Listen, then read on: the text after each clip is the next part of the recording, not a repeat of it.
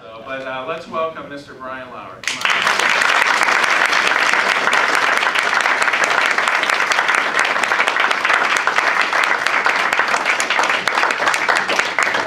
Brian. I was pretty excited to give the talk, and I was glad I got 4 or 5 hours. It was 45 minutes, one of the two. It doesn't matter. We'll get done when we get done. Mainly, I just want people to understand that it's not a battle of the evidence. We all have the same evidence. It's a battle of the worldviews. Yeah. They're banging into each other, and so our job is to shut their mouths so we can share the message.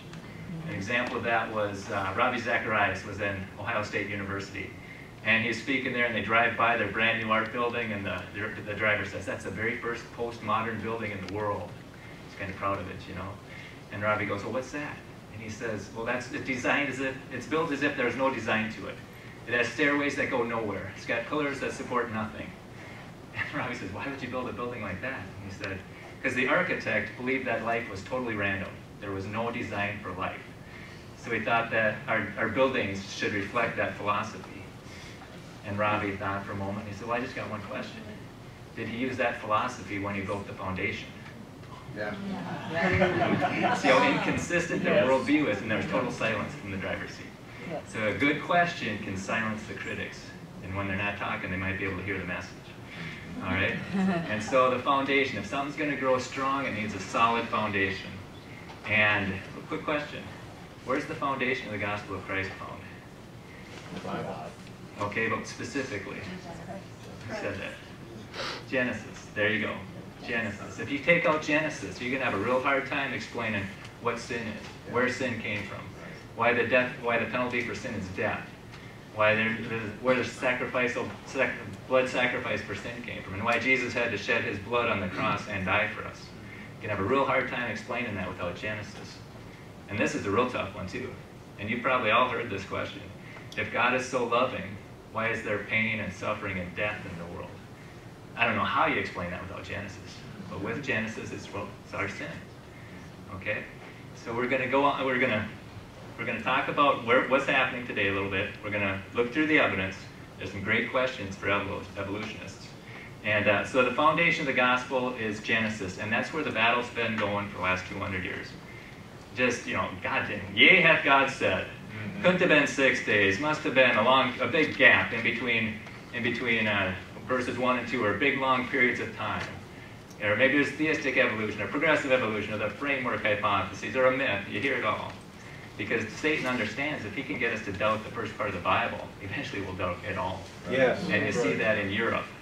And so when you hear of an attack on Genesis, that's an indirect attack on Jesus, on the gospel. Okay?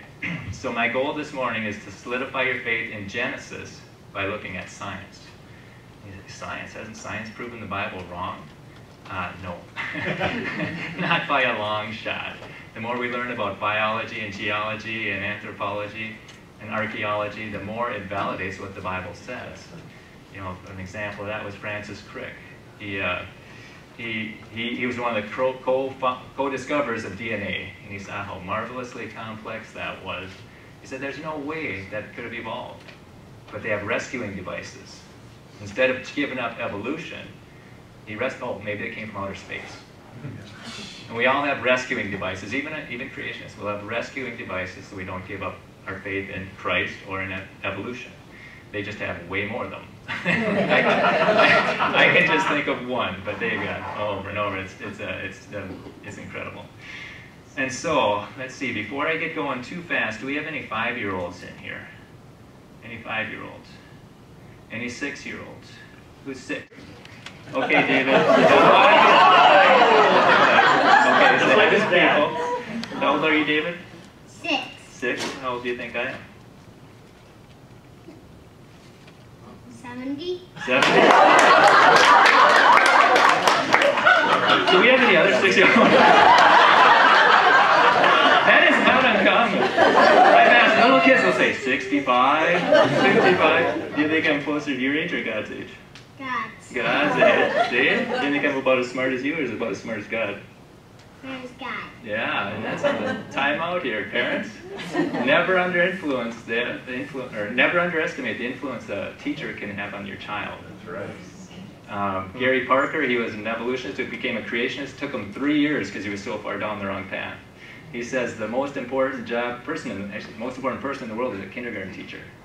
Get him going down the right path. The second most important is a first grade teacher, down the right path. So Dave, do you know anything about, oh, wait a minute. I got something. You hold this, don't drop it. All right. Okay. Do you know what this is? A dinosaur.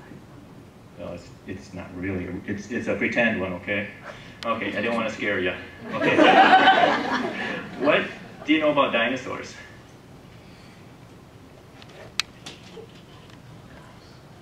Do you know when they lived? Okay. Does anybody else want to take one of the little kids? When did they live? Okay, let me see. Ethan, what do you think? No, just yell from there. When did dinosaurs live? In woods and stuff. How long ago? Was it millions of years ago? Thousands? A long time. How long is long? Millions or thousands or hundreds or billions or? Thousands of years. Thousands of years. How right? Okay, we lost David. See, most people I talk to say millions of years ago. How many people think they lived millions of years ago? Anybody? Okay. You think they lived millions of years ago? That's good. Good. Well, I want you to wake up when I get to that point. Okay? Are you tired? Well, we'll wake you up. You've never heard me talk, so we'll wake you up. Okay, when we get to dinosaurs. I need, let's see. Mike, come on up here again. Or David, come on up. All right, this is real important. Before I get going, I want to make sure everybody understands the terms, okay? When I say evolution, do you know what that means? No, doesn't. I'm going to teach you something that's going to make you very smart someday. Okay, when I was your age, I thought if I ask a question, people will think I'm stupid. That's not right. If I ask a question, that just means I haven't learned it yet.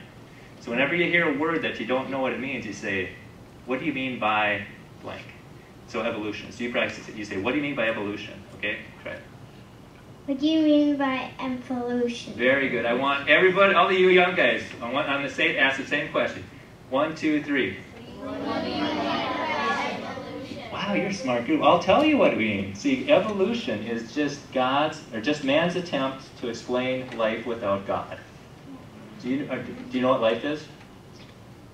Living. Yeah. Are you alive or dead? Life. Live. Where did you get your life from? God. Yeah, but specifically, who did God use to give you life? You know? You came from your mommy and daddy. You know where they got their life from? From their mommy and daddy. And you know where they got their life from? Their mommy and daddy. You just keep going all the way back, all the way through history. Do you know who the very first mommy and daddy were? Anybody? Anybody want to guess? Adam and Eve. Adam and Eve, that's right. The very first mommy and daddy were Adam and Eve, and that's where we come from. Where did Adam and Eve come from? God. God made Adam and Eve. Very good, that's right. So we believe that God made Adam and Eve. We all came from Adam and Eve based on the Bible. Because God wrote the Bible, He was there, He should know what happened, right? See now, I don't want to burst your bubble here, but there's people that don't believe the Bible. Did you know that? You knew that, okay. So you know how they explain life came from? They said, you came from your mommy and daddy, and they came from their mommy and daddy. And a long time ago, their mommy and daddies were ape-like ancestors, ape-like mommy and daddies. And you go back even farther, they were reptile-like mommy and daddies, like lizards and snakes. And you go back even farther, they were amphibian-like mommy and daddies, like toads and frogs. And you go back even farther, you know where they came from? Pond scum. The chemicals came alive. It rained on the rocks for millions of years, so they came from rocks, really. You know where the rocks came from? Nowhere. Just nothing exploded. Now, does this make any sense at all to you as a 6th grader or a 6-year-old? Which one makes more sense, do you think? That you came from a rock or that you came from God? God. God. Yeah, it makes a lot more sense. That's right. Well, we're going to go through this. So when I say evolution, you know what it means. It's once upon a time, nothing exploded, and here we are. Otherwise, the Bible says, in the beginning, God created the heaven and the earth. And in the back of my mind, I've been thinking, oh wait, parents, when they talk about evolution, you need to ask the same question too. You have to see, you try it. See, evolution is a sneaky word. It's got more than one meaning. It can mean varieties of dogs evolving. And we go along with that. And they say, yeah, so you believe that? Well, you say, oh, do you believe in evolution? I say, what do you mean by evolution? Well, varieties of dogs. And then, oh, so you believe in the Big Bang? And the Big Bang is like, no. That's breaking a rule of logic. That's where they change the definition halfway. They use the same word with a different definition. So parents, you practice this on 3. You say, well, what do you mean by evolution? Okay, 1, 2, 3. What do you mean by evolution? See, now if somebody asked me that, and they'd say, you know, if they said the Big Bang, the origin of the universe, it's like, ha! You believe that a molecule turns into a man. You believe that an amoeba turns into an elephant. You believe that a bacteria turns into a blue whale. That's what they believe. Okay? And I don't want to mock them like that, though. You think Jesus would do that way? I don't know. Maybe not. But he'd point out their worldview was wrong. He'd do it in a certain way. So thank you, David. You get this. All right. Thank you. Like Pastor said, we've got these series. I gave one to your pastors, if you're from Little Falls or from Bemidji. And today we're gonna go through Be Ready. So be ready always to give an answer to every man that asketh. You're supposed to, when they ask us all these questions, we should have an answer. So what's happening today? There's Joe student there walking to class. He's got a science book. He's been to museums where he's learned about millions of years. He's going to a government school where he's learning in biology, he's going to learn millions of years. Geology, earth science, he's going to learn billions of years. An exam, he's going to get tested on it. He better know it. Okay? Do we have anybody here who goes to a government school or a public school? Same thing. Anybody? Yep. Do you learn anything about Jesus? No. No? Okay. Whoops. You can sit right there, Isaac, if you want. All right. Oh, cool. So you don't learn anything about Jesus. So the Bible is telling us to beware. You go into Colossians 2:8, it's beware, lest any man spoil you through philosophy and vain deceit. Vain deceit is empty lies, that's evolution. Through the philosophy of men after the rudiments of the world and not after Christ. So if you want to make sure you watch this, you're going to be amazed what's in the textbooks and how they get the evidence to support evolution. You will be amazed. I did this at Holding Fort. I asked the people, how many people think that your textbook is wrong? And there's like a few hands that go up. And then when I was all done, after they saw the video clip, it's like every hand went up. Okay, that was the big hurdle for me. See, there's different ways of interpreting the evidence. One is based on man's word and one is based on God's word. I didn't hear didn't science prove evolution wrong? No. Science doesn't do anything. Scientists look at the evidence and they interpret it based on what they believe. And then they write the textbooks and encyclopedias and they design our museums. So I spent most of my life, all I ever saw was what an evolutionist believed. It wasn't until 10 years ago I saw the biblical interpretation. See, up until then I was wearing these evolution glasses. And then, was the world billions of years old? No, but that's all I ever saw. And so then after I saw the biblical interpretation, everything snapped into focus, like my first pair of glasses. I didn't realize how sharp the world could be. I also didn't realize how cloudy my mind was. Okay? So you go into their stuff, you're learning all this stuff, and our kids are being shot with all these arrows, all these questions. What about dinosaurs? What about Grand Canyon? What about fossils? What about petrified trees? What about carbon dating? I don't know. Where do I look? I'll look in the encyclopedia, look on Discovery Channel, look on history, look at all that stuff. You're going to see the evolutionist interpretation of it all. Okay? So what we're going to do is we're going to give the kids answers for this. And once they start to do that, once they start to put their faith in the encyclopedias and all that stuff, they're going to believe, oh, dinosaurs lived millions of years ago. Right? And after that, oh, evolution's true. It won't be very long after that, oh, God didn't mean what he said. All right? And that's a huge pothole to fall in, and there may be no bottom to that. You may never get out of that one. And you might fall into that when you're in like 4th grade. Junior high and high school for sure. That's when they're really pounding evolution. And sadly, that's where most of our churches and seminaries and Christian colleges are. If you teach any form of evolution, you're believing the word of man instead of the word of God. Yes. And you're believing God didn't mean what he said, because he said, for in 6 days the Lord made heaven and earth, the sea, and all that in them is, and rested the 7th day. That's one part of the 10 Commandments, Genesis 20:11. All right. Anybody ever heard of the Big Bang, or the Garden of Eden, or Adam and Eve, and ape-like ancestors, and Noah's Ark, and dinosaurs? You know, how do you put that puzzle together? I was on a radio talk show a couple months ago, and somebody called in and said, see, evolution's true because the Bible says that God made man out of the dust of the earth, and evolution is the way that he did it. And I said, well, the Bible also says that the first woman came out of the rib of the first man. How does that fit into your analogy? And I also told them that everything is backwards as far as evolution goes. Right. So what we need to do with this is we need to understand that there's two pictures going on. You don't make one picture out of these information. It's two separate pictures. You separate them. One's based on God's word, one's based on man's word, and one of them is wrong. All right? I was talking to a student at St. Cloud State. You guys, I don't know if you know this or not, but St. Cloud State's not a Bible college. Yeah. Okay. All right. Well, I'm talking to the student. He had graduated from Cathedral. And I asked him, do they teach evolution at Cathedral? And he says, yeah. I said, what do they teach in Bible class? Well, actually, it's a religion class. He says, creation. I said, so which one do you believe? Depends on which class. So what he had two pair of glasses. You know, when he was in the Bible classes, he was wearing his biblical glasses. And when he was in everywhere else. And that's what most people do today. They put on their Bible glasses in church, and they take them off the rest of the week, and then they put on their secular glasses. And so what I wanted to do, and what I enjoy doing, is like, you don't need these, just get rid of them. You know? Oh! Wake up over there. So you don't need those glasses, all right? And then I was talking to this woman. Oh, you can give those back if you want. You gotta pay attention.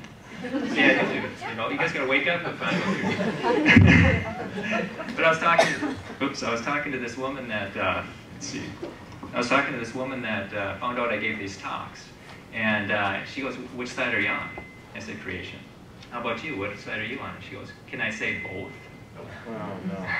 That's what she said, and that's what a lot of our colleges are teaching. Yeah, you can have one foot in each world. But can you? I mean, the order is backwards on everything. You know, the Big Bang, they believe that the beginning was 14 billion years ago and creation was 6,000 years ago. And if you just change that into seconds, 6,000 seconds ago, that's like an hour and 20 minutes. That's 100 minutes. You know, an hour and 20 minutes. You know, 14 billion seconds. America's hadn't even been a country for 14 billion. That's like 400 years, 450 years. And so that can't be right. And then evolution has the sun before the earth, and the Bible has the earth before the sun. And it's all backwards. Land before water, water before land. Earth was hot, earth was cold, underwater. And this guy actually proved that lava, or that granite, was never hot. He's proven that. And that's something scientists cannot make granite. They know what's in it, but they can't make it because they heat it up. Granite's never been hot. And they found out that, and they cut out his funding. And so they want you to learn evolution, and they want you to learn it as a fact. Okay, so the order's all wrong, so you can't believe in both. So pick one side and get busy. And like I said before, we got the same evidence. Fossils, they say millions of years, billions of years. The Bible says that's a flood.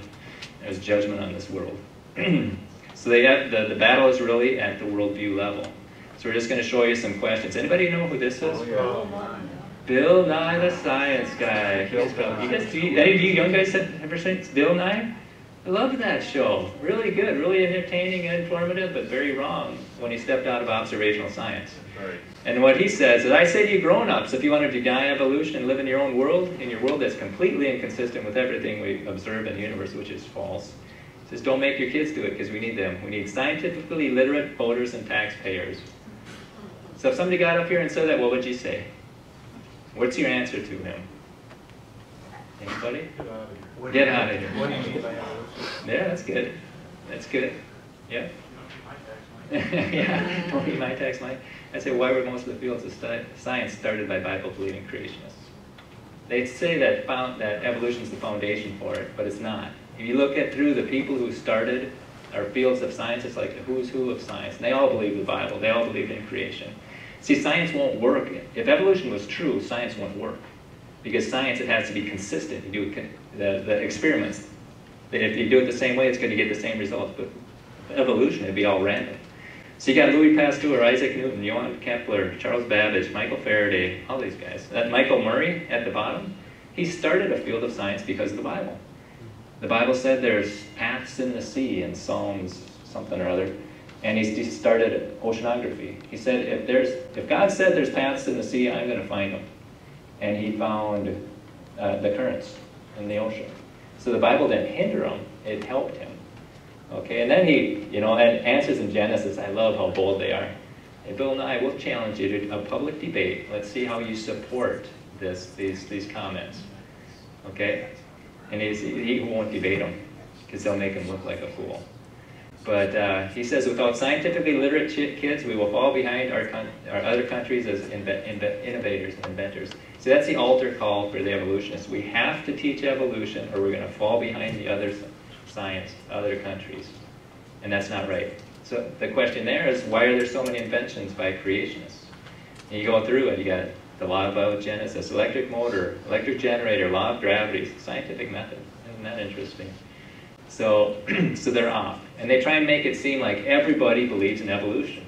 If you don't, you're just kind of a weirdo. But there are, if you go into descentfromdarwin.org, you see page after page after page of PhD level and above people that say, we doubt it. We need to investigate this more. And you put your job on the line when you do that. But that's what they do. And I could show you 20 of those pages from all over the world. So science has two meanings too. Hasn't science proven the Bible wrong? And I did this at the fair.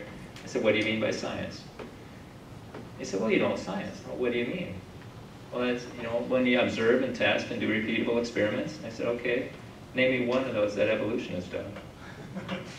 Because if you can do it, you should be able to do it, right? See, so we have to understand there's two sciences. One's a hard science, it's called observational science. That's the science that puts a man on the moon. The other one's historical science. That's where they're guessing. It's speculative. That's when you try and figure out how the moon got there. So two different sciences. They say, oh, you Bible guys don't believe in science. Yeah, we do. We believe in science that works. Okay? And then evolution, that's got 6 different meanings. Basically, one of them is what we believe. Dogs produce big dogs, little dogs. But then they try and say that produces all of the other ones. So the Big Bang, no evidence for that. All these chemicals evolving from hydrogen and helium, I've never seen that. All the stars and planets evolving, never seen that. Life from non-life, that's a real tough one for them. And then that life changing into everything that we see today.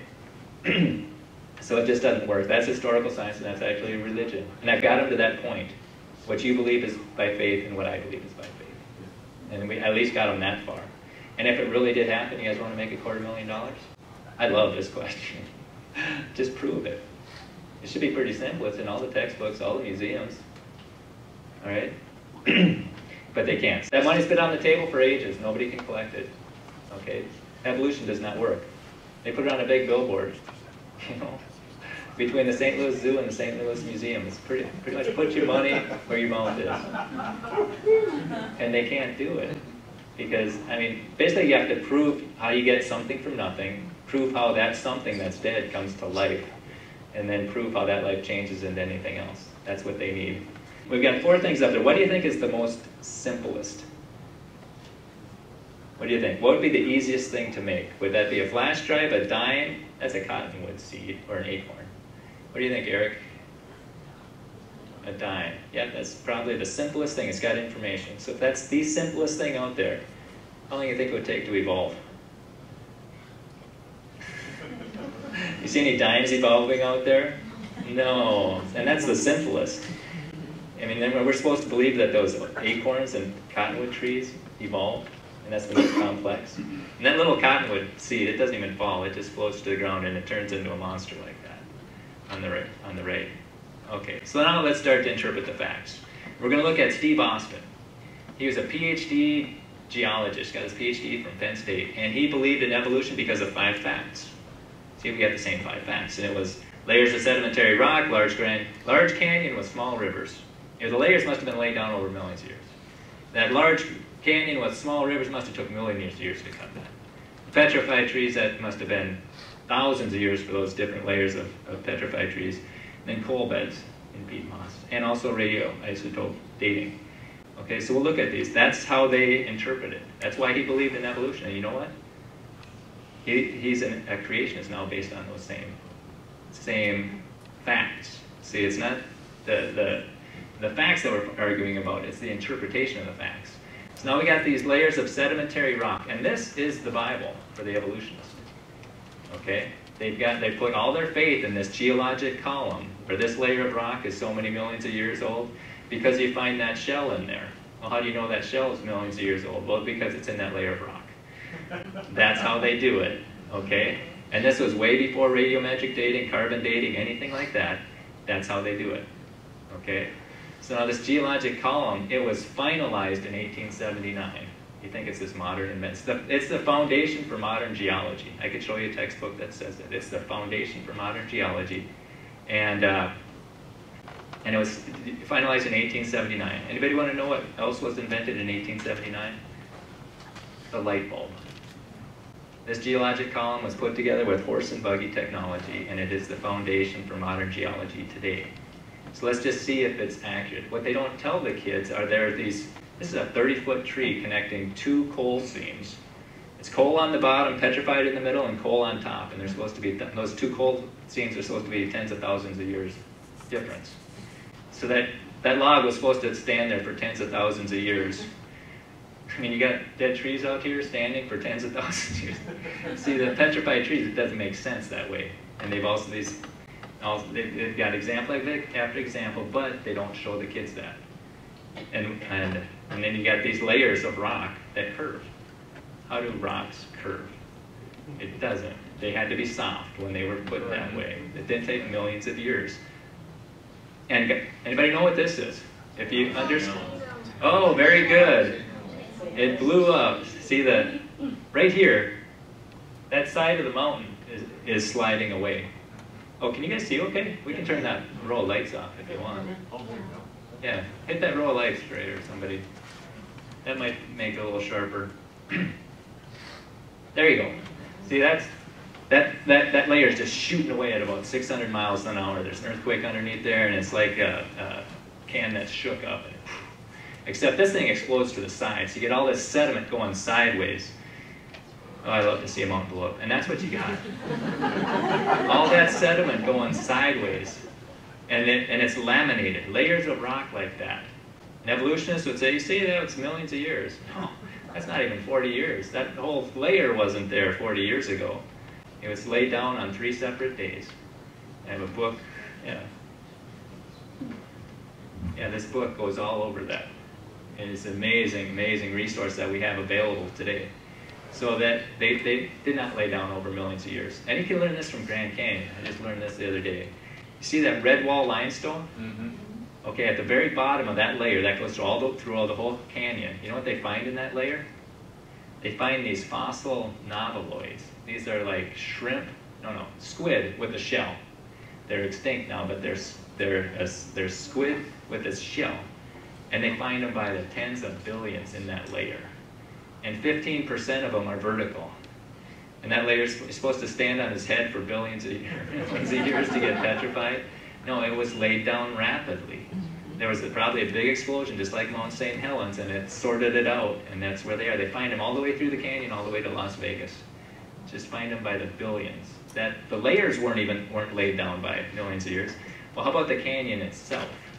See, now the evolutionists say that was a little river, a lot of time, got the canyon. The Bible says there's a lot of water with a little time, got the canyon. So the question that you need to ask when you're, first understand this about the canyon.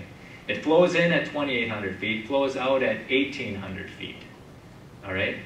So it drops 1,000 feet in about 200 miles. And in the middle, it climbs a mile.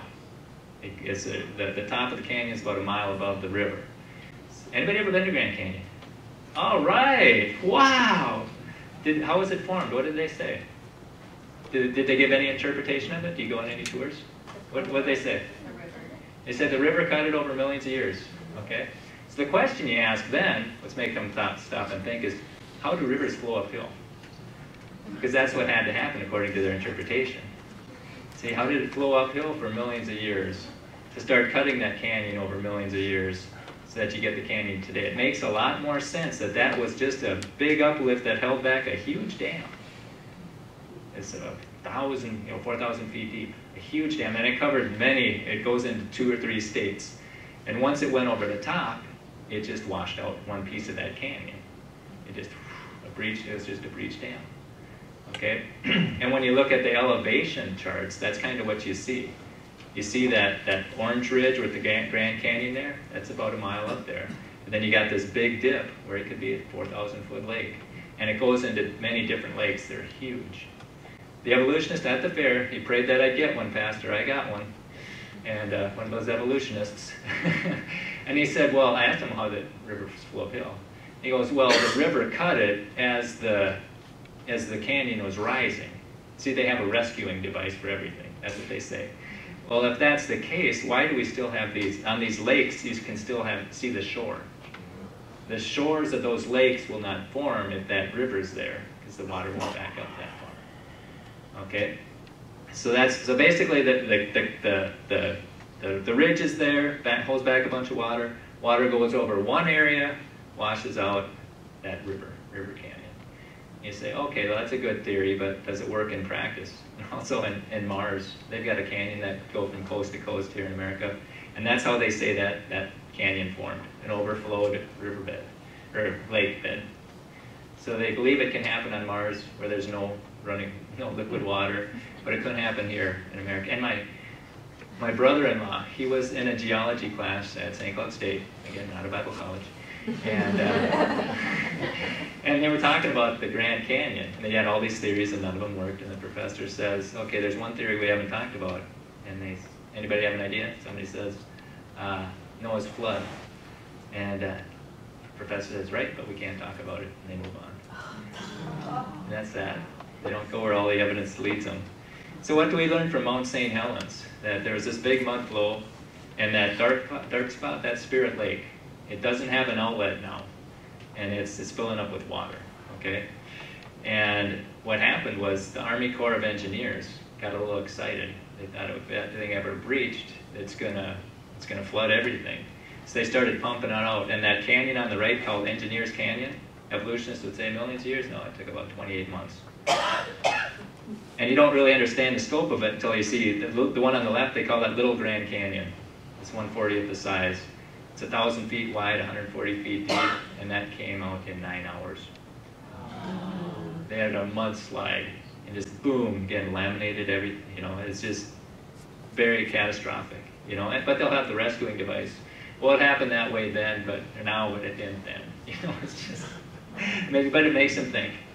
The thing that bothers me is, this is our textbook in St. Cloud.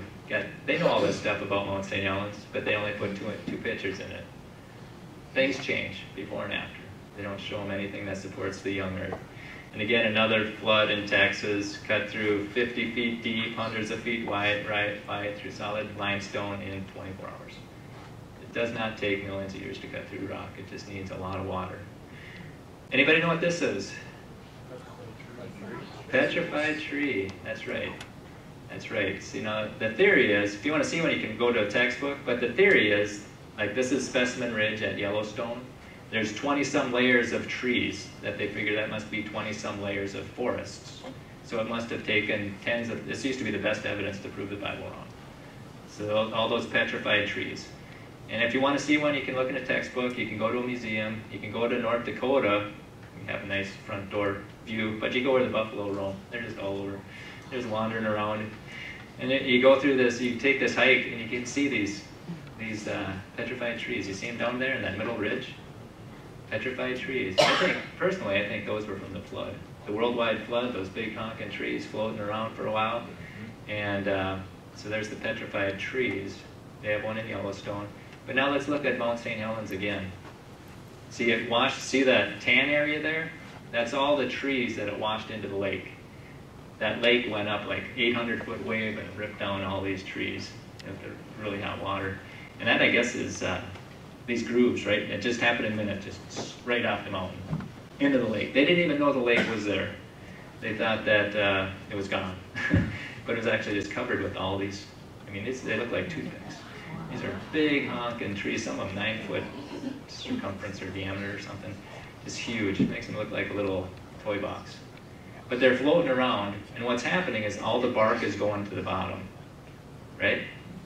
All the bark's going to the bottom, so you get this layer of bark on the bottom, and that's going to turn into coal. Or it could if it got heat and pressure. That's where coal would come from. And if you want, and then some of them start to float vertically. You've seen that, sticks floating vertically, and then they sink vertically. And then that lake's getting filled up with sediment, and so they're starting to form on the bottom. And different varieties of trees drop at different rates. And as the sediment comes in, so it's going to look like there was different layers of forest that grew there when nothing grew there. It just took different, and that's how specimen ridge is.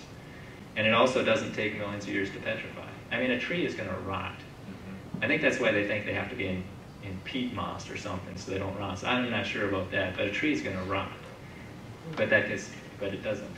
It just gets pressed, and so that's how the coal thing works also. So because of those reasons, oh yeah, radioisotope dating. This is interesting. If they know when the mountain exploded, the test doesn't work. But if they don't know when the mountain exploded, the test works. All right? And it's interesting. At Mount St Helens, they'll get 2.8 million years. You know, boy, 2.8 million years flies, doesn't it, Isaac? Yeah. And so they found, actually carbon dating is our friend, because they find carbon in the fossil record. And carbon dating, if you understand it, it can only last like 100,000 years, because each half-life, by 100,000 years, you shouldn't be able to get it. But they find it in the fossil record. So those fossils are not over 100,000 years. And they find it in diamonds, which is supposed to be billions of years old. So that carbon dating is our friend, if we know how to interpret it properly. Okay, so that's why he's a creationist. And let's just take a look at our solar system. You know, how did the solar system get here? I think it was Isaac Newton said, you know, we can explain the motion of the planets, but we can't explain how the motion started. You know, why do planets spin? You know, if it's just a bunch of debris, it should just be debris, just sitting there. Why does it spin? Well, then they say, this is from our textbook too, that says that the best scientific model said that the solar system was a whirling disk of gas. And then above that it says most planets rotate the same direction. And they just put it in there like it's no big deal. But it's huge if you understand the law of conservation of angular momentum. Because if something's spinning and breaks apart, everything spins the same direction. So our solar system should all be spinning the same direction. And it doesn't. Uranus spins on its side. Saturn's my favorite. I mean, those rings are going around. They're unstable. They can't be billions of years old.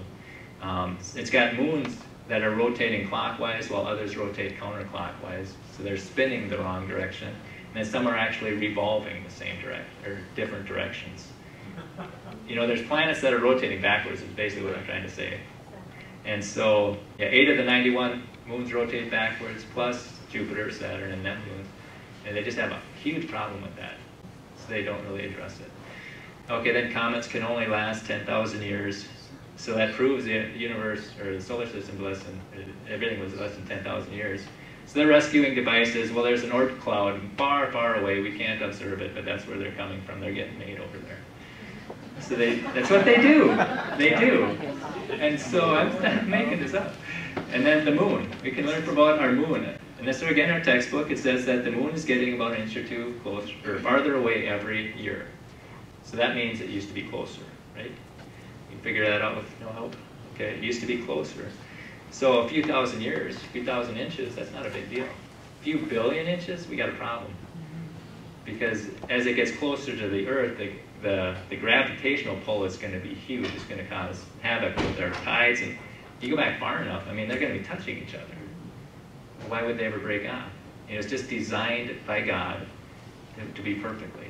You know, the Earth, our magnetic field is getting weaker. Okay?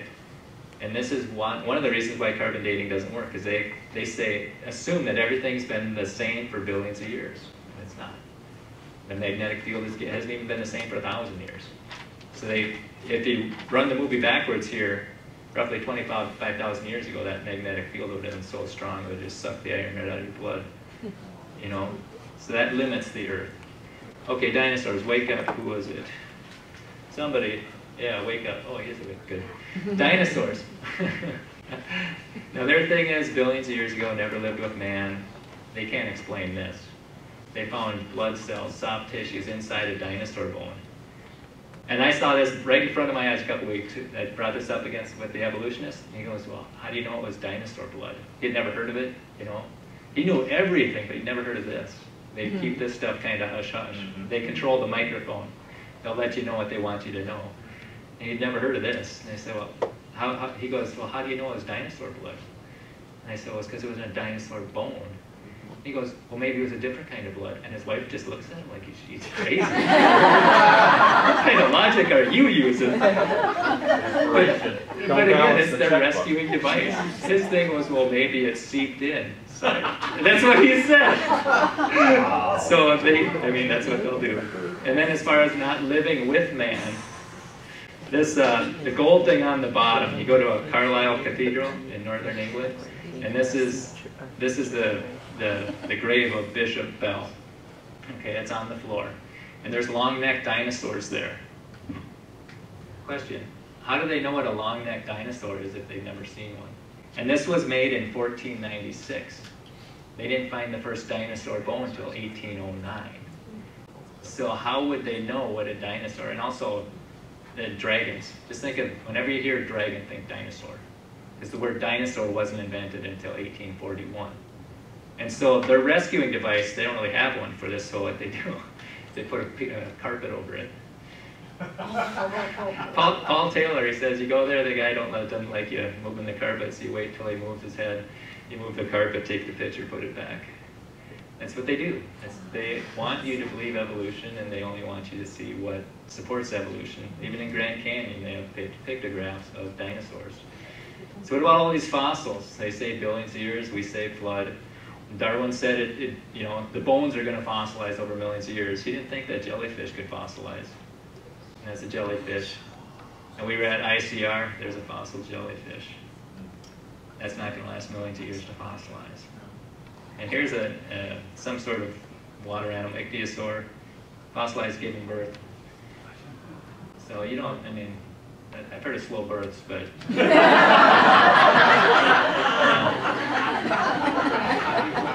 it's not that slow. All right. And then also, evolution makes predictions, and the predictions are wrong every time. Well, they might get lucky sometime, but they predicted there'd be tens of, countless innumerable transitional fossils, if this theory be true.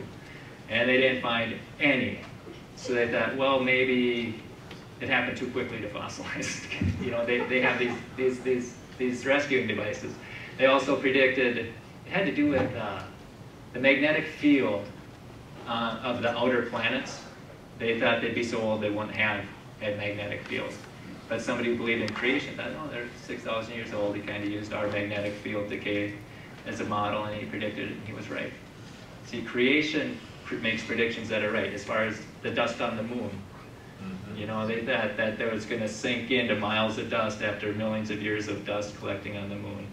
And that's why they put these big saucers on the bottom. If you're ever at the Smithsonian or look at the Apollo, whatever it was, and they really, and the ladder is 1.5 feet short. They figured it was going to sink into dust. So they made predictions that were wrong, and there's about this much dust up there, which is real consistent with a young Earth 6,000 years. And so, this is interesting. This is a lobe-finned fish on the bottom. That's the index fossil for so many millions of years, okay? It's because they didn't find it after that layer, they didn't find it again. So they thought that thing's got to be 44 million years old, okay? The problem is it's still alive. So what they do is they just change what they call it. If you can't really see it right here, but here's the scientific word for that one, and here's the scientific word for that one. Totally different. Different genus, different species. And you can have, the big variety of dogs that you have, the ones that the flat nose like they ran into a wall, and the real long ones, big variety of skulls for dogs, but they're still the same species. Canis familiaris is what they call them. And that these look identical, call them different genus, different species. And there's a whole book of it. It just goes on and on and on. All of these, I'll show you some of these. See, if evolution was true, this thing should have changed. It doesn't. Again, they're identical, different genus, different species. The only thing different about the fossil record is what the scientists call them. Otherwise, you find modern animals in the fossil record or animals that are extinct. Nothing transitional about it. Same thing, different genus, different species. Again and again, they call them living fossils. Well, maybe they just got buried in the flood. And God made them the same way, and they're just identical. It goes on, because this guy tried to prove evolution right, and he actually became a creationist. All right. Fossil hat. It took like 40 years to fossilize. It just doesn't take millions of years. It just needs special conditions. High mineral water, basically. Fossilized teddy bear. They made this. I think they put it in a canyon. They hung it from a string in a canyon stream or something, and it turned into a fossil. Of course, maybe those dinosaurs had teddy bears to go to sleep. That could be the rescuing device. They could have. All right. Okay. NTP found. Anybody ever been to Thermopolis? Okay, that's where they have these springs that shoot out of the water, or out of the land. This guy put a pipe in there. Water's going out the pipe. He put a rock garden around it, and in 100 years, it turned into that. Whoa. It doesn't take millions of years for rock to form. And, keep up with the Joneses. Somebody else did the same thing. It doesn't take millions of years for rock to form. And it's just like just like the canyon formations, too. And so, let's see. The Bible claimed the universe had a beginning, and scientists rejected that claim for 2,000 years. And now they believe, it had a beginning. And scientifically, it had to have a beginning. Okay? The Bible claims that humans are one blood, but they had used evolution to have lower races, higher races. And now they believe, they're all one blood. They look the same in the meat locker. Okay. The Bible claims that God created animals after their kind. See, the Bible tells us about biology, geology, anthropology, astronomy. It tells us all that. Biology says everything produces after their kind. That's what we see today. Evolutionists has to believe that they produce something other than their kind, and we never see that ever. Okay? So after their kind, and evolution says, no, they evolved from very different animals, going back to that pond scum, that living. That's what they believe. Okay, but now biology confirms that it's produced within their own kind. Okay, and also the layers of rock. They were formed slowly, argued, no, now they're wrong. They were formed quickly. Scientists who study the Grand Canyon say, no, that river didn't cut it. But that's not what's in the textbooks. So be very careful what you're learning. Okay, same thing with fossils. So basically, this is how we can change that picture that we started with at the beginning. Instead of going to the museum where they learn about millions, you just go to the Creation Museum. Who's been to that? Anybody? Is it worth going to? Yes. Oh yeah, yeah. If you go on another vacation, put that at the top. You'll love it. Spend a couple days there. You can even do a zip line now. So go to the Creation Museum. You see both sides, and then you see the observational science that it supports. And if you can, go to a Bible-believing school where you learn about biology after their kind, earth science, global flood. And then you learn about Judgment Day. And that's going to make all the difference in how you live. If you can do it, because the public school isn't teaching children what's right and wrong. That's what they're calling good evil and evil good. So if there's anything you can do to get out of that, do it. I mean, Nick and Raymond, they reached each homeschooled for their senior year. And they had a program that just did great. They were so ready for college. So anyhow, these kids are going to get hit with these questions. They're going to go to the Bible. They're going to go to these websites, and they're going to find out the answer and say, carbon dating, glad you brought that up. Yeah, there's carbon in diamonds. The world's less than, And they're going to say Grand Canyon. Oh yeah, rivers don't flow uphill. Oh, it's formed fast. Fossils, oh, that's just a sign of a flood. And petrified trees, yeah, that's happening in Spirit Mountain right there, Spirit Lake right now. And dinosaurs, yeah, they just, they were made on day 6. They find dinosaur blood in them. And then they're going to have the foundation to shoot back. This is when it's fun. Because these are the questions that shut them up to the evolutionists. Because they can't answer them. How do rivers flow uphill? I love this one. What evolved first, the heart or blood cells? I've asked this at a park that kids playing ball, and one says, the heart. And they say, how long is the heart going to live without blood cells? Oh, blood cells. How long is that going to live without a heart? I've done this at a museum too, if evolution is true. And the person next, blood cells, okay, same thing. And you expect me to believe, because they're only going to live about 4 minutes. The heart's going to be gone in 4 minutes.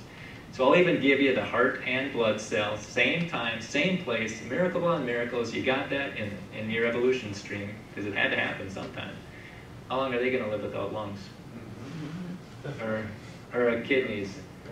Or a skeleton, and a way to get food, and a brain? It all had to be fully formed, fully functional, right from the get-go, or you're dead in the water. And I gave him my card. I said, you ever find out that answer, let me know. Because he's sure he's going to find it on the internet. He's sure that somebody has the answer. He goes, I wish Richard Dawkins was here to talk to you. I said, I wish he was too. I want to know. And so, why is there C14 in diamonds? Why is there still blood cells in dinosaur bones?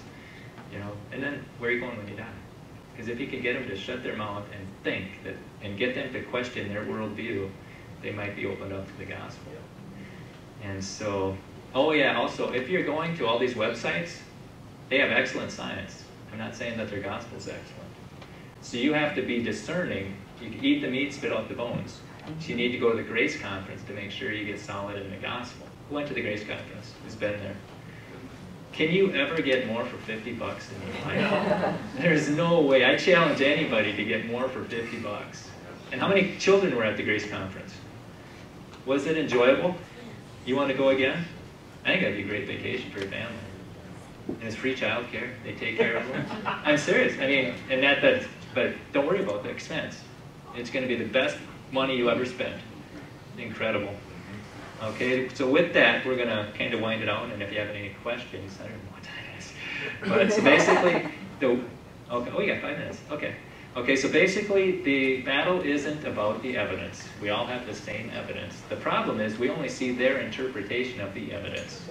So you need to, what I did today, I just opened the door to creation. Go to Answers in Genesis, go to Creation Store, go to, get these videos. I mean, a lot of them you can just watch online. And you could spend 2 years in those websites.